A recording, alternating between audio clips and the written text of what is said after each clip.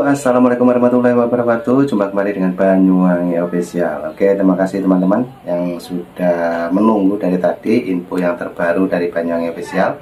Dan kali ini kita mau nonton lagi tentang Rocky Gerung. Jadi bagaimana videonya nanti kita simak bareng-bareng. Dan jangan lupa like, komen, dan subscribe di channel ini Banyuwangi Official. Oke, kita ambilkan dulu videonya Rocky Gerung, teman-teman. Jadi kita ada info terbaru dan bagaimana kita menyikapi video ini. Oke, let's go, kita tonton dulu. Berani mengatakan Anies Baswedan adalah bajingan tolol, bajingan pengecut. Jika Ganjar yang terpilih, tidak boleh ada satu manusia pun yang dengan mudah bisa menghinakan Ganjar sebagai presiden dengan kalimat Ganjar sebagai bajingan tolol dan bajingan pengecut. Jika Prabowo sebagai presiden, sama juga. Jadi kami tidak sekedar ya membela marwah Presiden Jokowi, tapi ini adalah marwah siapapun kepala negara. Kami sedang berbicara masa depan, dan Rocky Gerung adalah komprador asing, antek ya, dan agen proksi internasional yang bukan untuk berpikir masa depan, tapi bagaimana berpikir menghancurkan Indonesia. Dan tentu ini akan harus kita lawan. Thank you ya. Jadi intinya laporannya diterima atau diterima laporannya ya, kita tentu akan memperkuat laporan-laporan itu dengan tambahan-tambahan video-video dan juga berita-berita yang banyak sudah beredar terkait Rocky Gerung yang isinya adalah penyebaran berita bohong, hasut, fitnah, adu domba antar suku dan agama. Kita banyak kok itu yang kita perkuat lagi. Dan saya mengatakan kita nih, ini waktunya ya. Dan Rocky Gerung pasti akan kena batu. Selama ini dia bisa menghindar, tapi untuk kasus ini dia tidak bisa menghindar. Harus tangkap. Jadi hari ini kita akan penjarakan Rocky Gerung. Penjarakan Rocky Gerung. Penjarakan Rocky Gerung. kalau surat LP-nya ada? Ya, diproses ya. Kita proses SPKT ya. Nah, oke, teman-teman, videonya masih panjang. Kita tunggu saja sebentar lagi. Kita play lagi. Dan ini adalah masih cerita tentang Pilpres kemarin, teman-teman ya. Jadi saat ini masih bergejolak.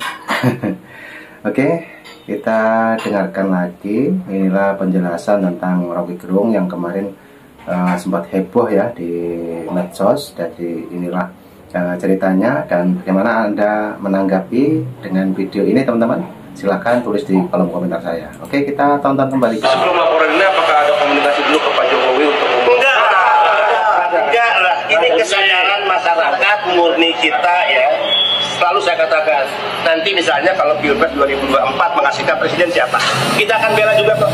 Kalau harkat martabatnya dihinakan dengan disebut sebagai bajingan tolol dan bajingan pengecut, siapapun presidennya ya. banyak yang menjadi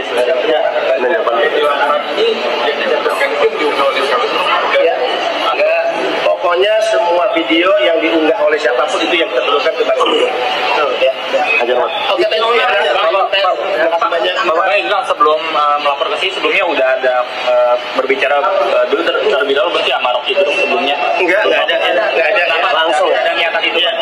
Ya, kenapa nggak ada niatan buat membicarakan terlebih dahulu?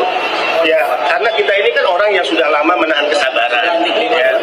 Coba teman-teman objektif melihat lah ya, berapa kali pembenci Jokowi melakukan demo? Apakah pernah kita melakukan demo tandingan? Enggak pernah. Kita tuh menahan kesabaran sebatas masih dalam koridor demokrasi. Kritik itu demokrasi. Tapi kalau sudah penghinaan, hasut, adu domba, penyebaran kebencian, apalagi membenturkan suku dan agama, itu bukan demokrasi. Itu memanipulasi demokrasi, dan itu adalah ancaman terbesar bagi eksistensi bangsa. Kita tidak akan membiarkan itu. Oke.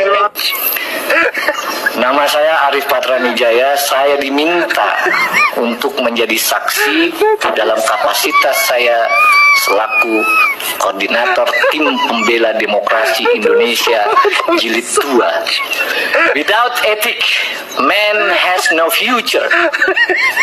This is to say, mankind without them cannot be itself. Tanpa etika, manusia tidak mempunyai masa depan. Ya. Nah, oke, teman-teman, tadi penjelasan yang ada di depan tadi adalah tentang Rocky Gerung, yang dimana siapapun yang menghina Bapak Jokowi yaitu akan dikenakan hukuman, teman-teman ya.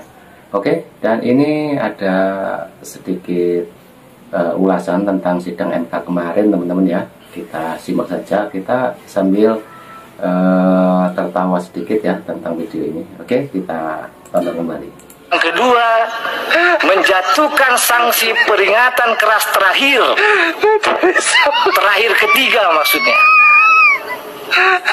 dalam perkara 135, 136, 137, 141 kepada saudara Hasyim Asyari selaku teradu 1 pada waktu itu. Yang ketiga, menjatuhkan sanksi peringatan keras kepada semua anggota KPU.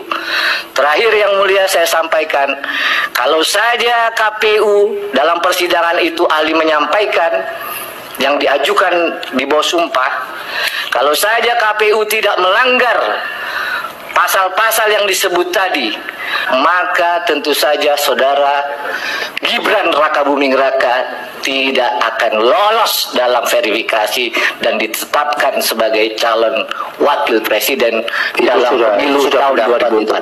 Pak Petra, itu sudah pendapat yang terakhir itu. Yang terakhir mohon dikesampingkan, saya tutup dengan perkataan terima kasih atas kesempatan yang diberikan yang mulia. Mudah-mudahan apa yang kami sampaikan sebagai saksi dapat bermanfaat. Wassalamualaikum warahmatullahi wabarakatuh. Berapa yang dia coblos tahu? Sepengetahuan saya kurang lebih 15. 15. Tahu dari mana jumlah itu? Saya menyaksikan sendiri. Menyaksikan. Ketika itu ada di mana dia, saudara? Saya di tempat kejadian, saya di TPS-nya. Di TPS-nya? Iya. Boleh mau masuk TPS? Boleh. Saya di samping saksi-saksi.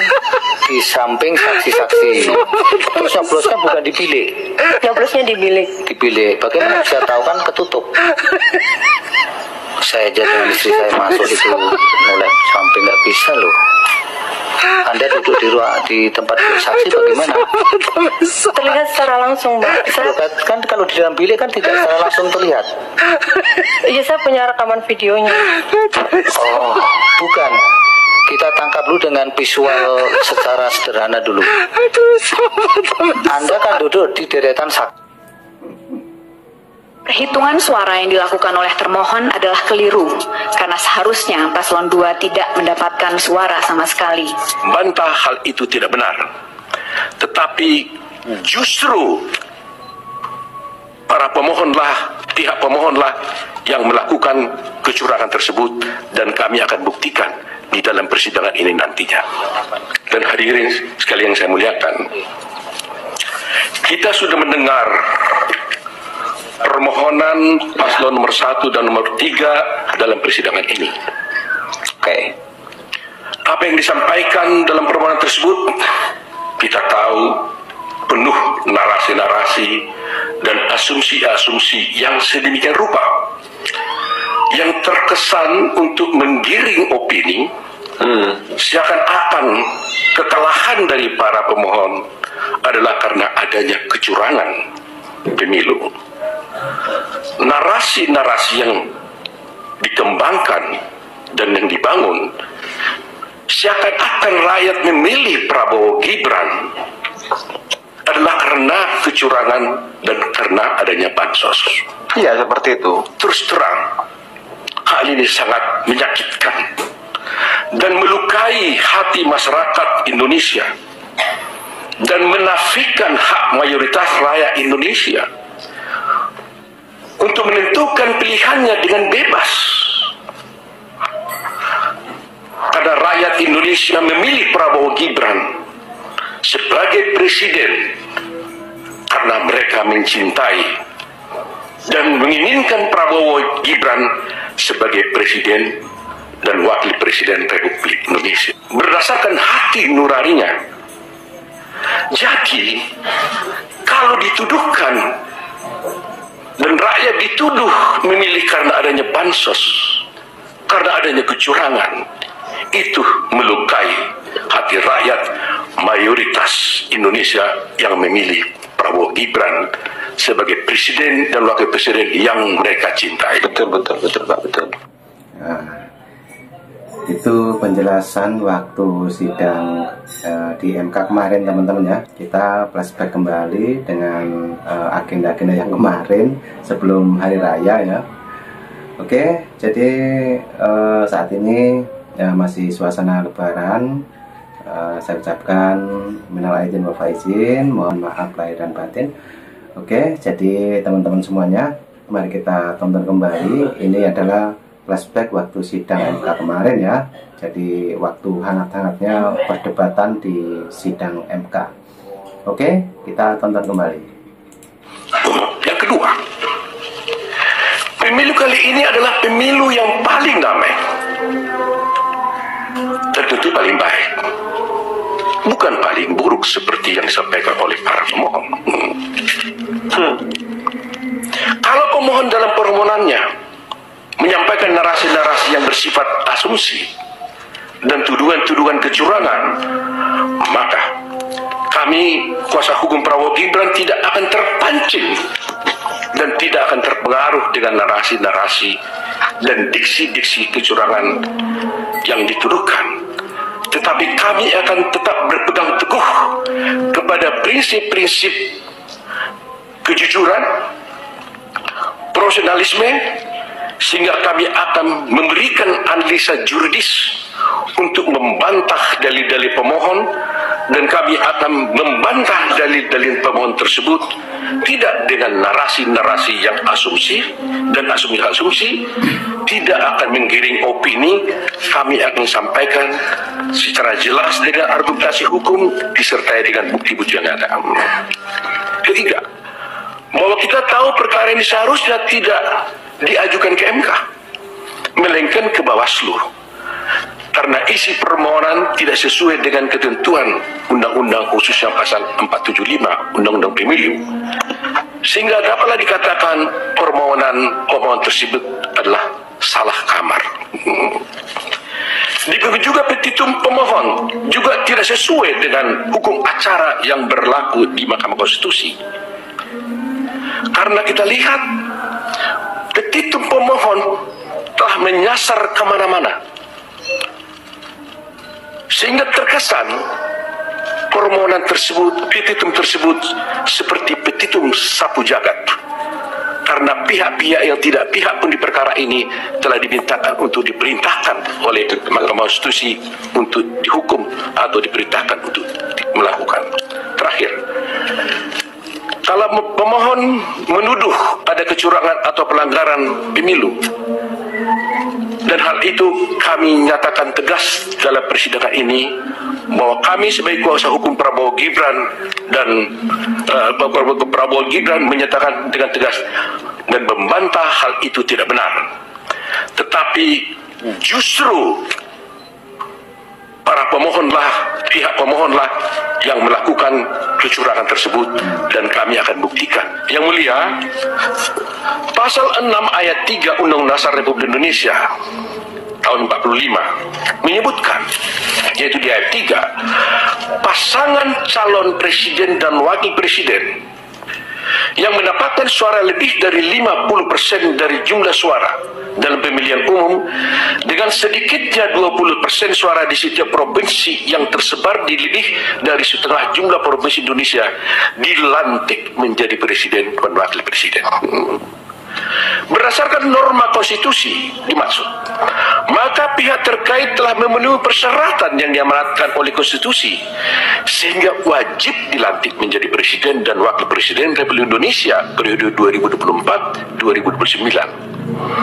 Tingginya perolehan jumlah suara yang sah diperoleh pihak terkait sudah barang tentu menunjukkan adanya kepercayaan dan keinginan begitu tinggi dari mayoritas rakyat Indonesia di hampir seluruh wilayah negara Republik Indonesia, termasuk daerah pemilihan luar negeri, guna memberikan amanat kepada pihak terkait untuk menjadi presiden dan wakil presiden Republik Indonesia 2024-2029. Rakyatlah yang dalam hal ini berdaulat menjadi penentu dari konsentrasi tiga pasangan calon presiden dan wakil presiden Indonesia, yang mana kami yakini ketiga pasangan calon adalah putra-putra terbaik yang dimiliki oleh bangsa Indonesia saat ini. Itulah yang kita tonton untuk hari ini, Dan jangan lupa like, komen, dan subscribe di channel ini Banyuwangi Official. Dan saya ucapkan selamat Hari Raya Idul Fitri. Assalamualaikum warahmatullahi wabarakatuh. Thank you.